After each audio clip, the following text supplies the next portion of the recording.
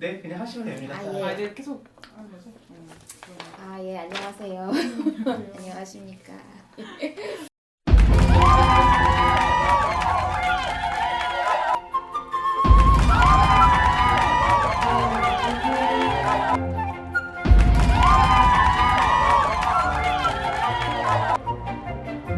뉴스 공존 프로젝트라고 저희가 이름을 붙여보았는데 첫 번째이자 또 마지막이 될 수도 있지만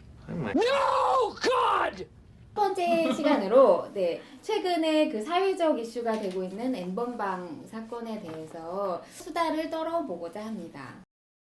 또 SNS에서 누가 이제 기사 링크해 준 거를 보고 손을 바들바들 떨면서 봤죠. 세상에 또 뭐 현장에 지금 요거에 대해서 굉장히 핫하잖아요, 현장에서. 온도가. 진짜. 네. 지금 같이 많은 사람이 알기 조금 전에 들었는데 저는 사건의 경중은 없겠지만 어쨌든 좀 같이 힘을 모아야 하는 사건이다라고 했을 때 좀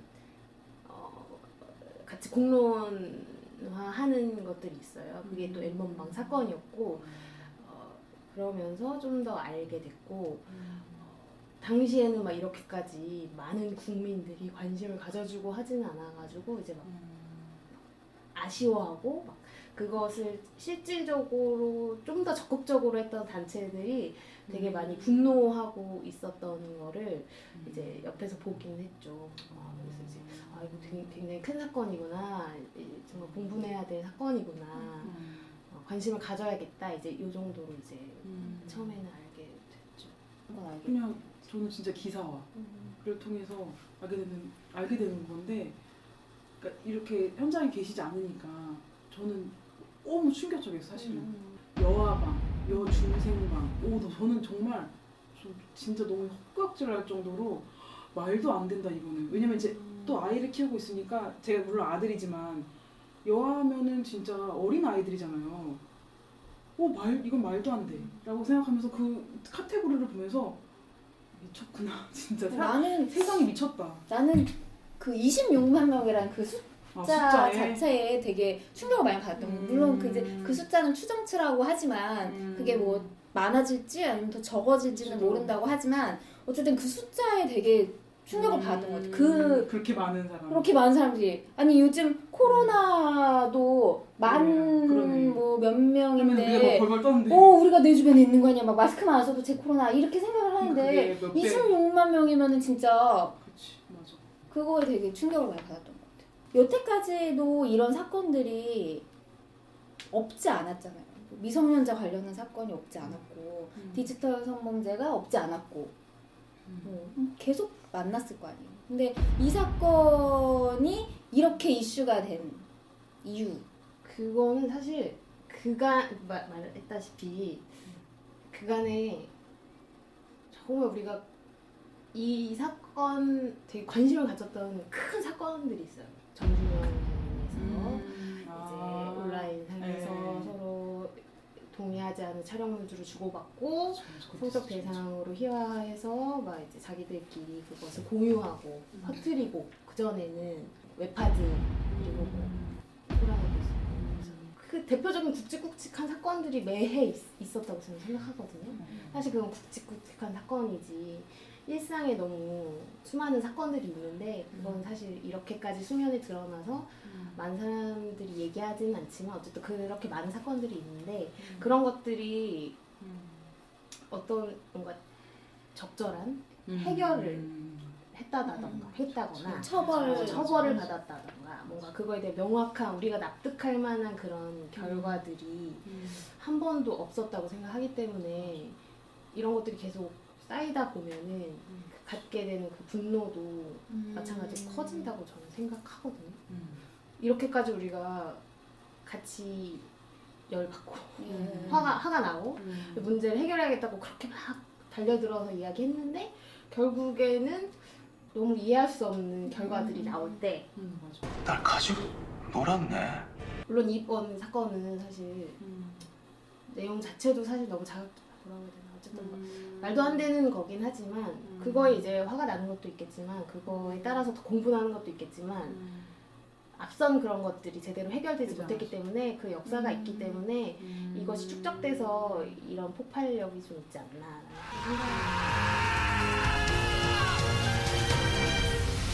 사실 막연하게 사람들은 생각하잖아요. 내 주변에서 일어나지는 않는 일이라는 생각을 갖고 살았었는데 이 사건은 정말 내 주변에서 일어나는 일이라는 좀 생각이 드니까 더 많은 사람들이 그거에 대해 더 공감하게 되고 같이 화를 내게 되는 그런 지금부터 한 3, 4년도 전인 것 같아요. 카카오 스토리가 한참 아이들한테 카카오 스토리 나왔을 때 유행했었는데 카카오 스토리에 자기 어떤 신체 부위를 찍어서 올리는 게 유행이라고 했던 것 같아요. 그때 너무 전 충격이었거든요. 근데 그때 저는 우리 부서 아이들은 아니겠지.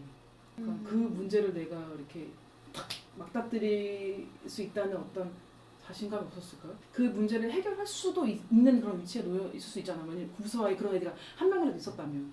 근데 그냥 그거를 나도 그냥 모른 척하고 넘어갔고 혹시 그게 N번방이랑 연결이 됐었을까? 왜냐면 그런 사진들이 이번 사건을 접하면서도 저는 약간 목회자 저에 대한 자괴감이 들었던 게 왜 몰랐을까 내가 왜 이런 거에 어떻게 보면 관심도 갖지 않았었고 왜 몰랐을까 이렇게 난 늘 좋은 세상 안에서만 살았을까 나는 그런 생각 때문에 자괴감도 들더라고요. 교회에 뭔가 울타리에 갇혔다는 느낌? 그러니까 내가 너무 그냥 좋은 것만 보고 되게 거룩하게 이렇게 교회 안에서 그냥 말씀하셨는데 그냥 이 아이들에게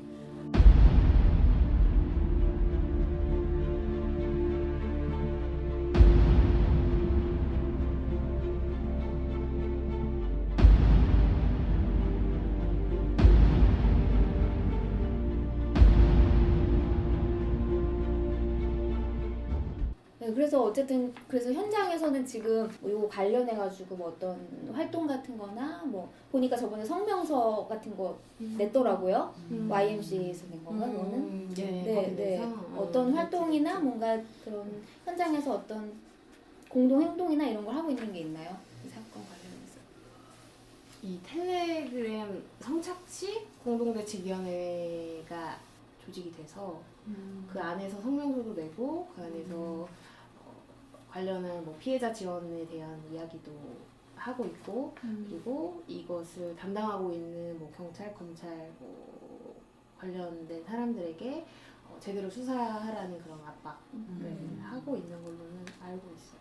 그래서 지금 피해자들은 이제 여가부에서도 강력하게 지금 이 사건을 잘 해결하겠다라는 의지를 보이고 있어가지고 거기에 이제 여가부 산하에 많은 성폭력 상담소라든지 뭐 해바라기 센터라든지 여러 가지 이제 피해자를 지원하는 센터들이 있는데 이 센터들을 이 N번방 사건의 피해자들이 적극 도움을 받을 수 있도록 좀 그 시스템을 구축한다라고.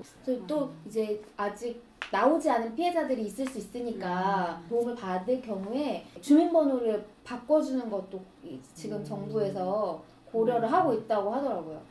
피해자들 또 새로운 신분이 필요할 거 아니에요. 그래가지고 그러니까 적극적으로 이제 신고를 하라고. 지금 요거 말고도 굵직굵직한 사건들이 있었다 했잖아요. 디지털 성범죄의 유형 같은 것 중 성착취나 청소년 어떤 그 성착취나 성범죄의 어떤 심각한 좀 실태에 대해서 얘기를 좀. 시대가 디지털을 빼고 얘기하기에는 이제 그러다 보니까 내가 원치 않아도 다양한 성 관련한 매체들을 불시에 다 경험하게 돼요. 그러니까 디지털 성범죄가 만연할 수밖에 없는 상황이라는 거지. 노출될 수밖에 없는 우리가. 그치. 그게 너무 일상적으로 은연중에 계속해서 겪게 되면은 그런 이미지라든지 이런 것들에 이제 만성화가 되지 않습니까? 그러다 보니까 그 다음에 무언가를 그런 뭐 성표현물이나 이런 것들을 겪게 되는 그런 것들이 아무래도 또 손쉬울 수가 있죠. 그리고 이제 이 정도는 별거 아니라는 그런 생각을 또 하게 될 수 있잖아요. 여성이건 남성이건 뭐 우리야 그런 거를 보지 않다가 보게 된 우리로서는 사실 근데 놀랍잖아. 어떻게 이런 걸 올려? 막 분노하는데 아니 디지털 세대로 태어난 아이들이 처음부터 그걸 봤다면 그걸 문제라고 생각할 수 있겠냐는 거죠. 그거에 대해서 우리가 계속 얘기하고 그거를 고쳐야만 된다라는 것을 계속. 근데 이제 우리가 교회에서도 사실 교회에서 이런 얘기 잘 안 하잖아요. 그렇죠. 청년들에게 이런 얘기를 한다 하면 뭐 무슨 이성교제 뭐 여행은 가도 되나요? 뭐 이 정도의 수준이잖아요 아직도. 근데 사실 현실은 이 청소년들이 살아갈 현실은 그렇지 않을 거란 말이죠. 네, 아까 얘기한 것처럼 교회에서는 그렇지만 밖에 나가면 뭐 카스에 뭐 그런 시체들이나 이런 걸 올릴 수 있는. 그러니까 교회 안에서도 아니면은 우리 교회 아니더라도 우리 교회의 아이들이 겪고 피해를 당하거나 혹은 또 가해를 할 수도 있고. 그렇죠. 네, 많이 이슈가 된 게 또 얼마 전에 그루밍 성범죄. 네, 맞아요. 그것도 맞아요. 전 같은 목회자로서 또 많이 여성 신도를 상대로 이른바 그루밍, 길들이기 성폭행을 저지른 혐의를 받는 인천의 한 목사에 대한 구속 여부가 오늘 밤쯤 결정됩니다. 이게 정말 그루밍이란 말이 길들여서 이렇게 쓰다듬어서 좀 정신적으로 지배를 한 다음에 아이들이 뭣도 모를 때 관심이 없고 교회 안에서는 늘 쉬쉬하고 또는 이제 충격적이었던 게 이게 한 26명에 달하는 피해자가 있대요. 거의가 미성년자고 그다음 청년들. 그러니까 한 남자 그 담임 목사의 아들 목사가 그렇게 아이들을 성착취했다는 거죠. 그게 수년간 그렇게 해올 동안 어떻게 그 26명에 달하는 아이들이 그거를 말하지 못했을까? 말하지 못하는 구조였던 거예요, 사회가. 근데 이것도 정말 묻힐 뻔한 거였는데 그러니까 이게 2017년도부터 꾸준히 있어왔대요. 그루밍 성범죄가. 이게 이슈가 된 것까지도 지금 거의 몇 년이 걸린다는 거잖아요. 같은 교인들 권사님들이 있을 거 아니에요. 그러면 그거 그냥 애들끼리 목사님 좋아해가지고 그래, 지들끼리 싸우는 거야 라고 해버렸다는 거예요. 인터뷰 갔는데 난 거기 너무 열받는 게 자기 딸일 수도 있거든요. 어쨌든 간에. 근데 자기 교회를 사랑하는 마음이 너무 큰 거야. 그러니까 우리 목사 덮어줘야지. 그럴 리가 없어. 약간 이제 어쨌든 그런 걸로 자기 딸이 아니니까 저렇게 말하지. 자기 딸이 만약에 그렇게 했었어 봐요. 그렇게 말할 수 있을까요? 그러니까 사회도 그런데 진짜 교회도 그거에 대해서 처벌을 하지 못하고 쉬쉬하고. 끊임없이 발생하는 교회 내 성폭력 사건은 교회에 대한 사회적 불신을 키우는 요인이 되고 있습니다. 오랫동안 드러나지 않던 교회 내 성폭력 사건들이 수면 위로 드러나고 있습니다. 하지만 법에 따라 강력한 처벌이 이루어지는 사회와 달리 교회는 성폭력 사건에 대해 미온적 태도를 보여왔습니다.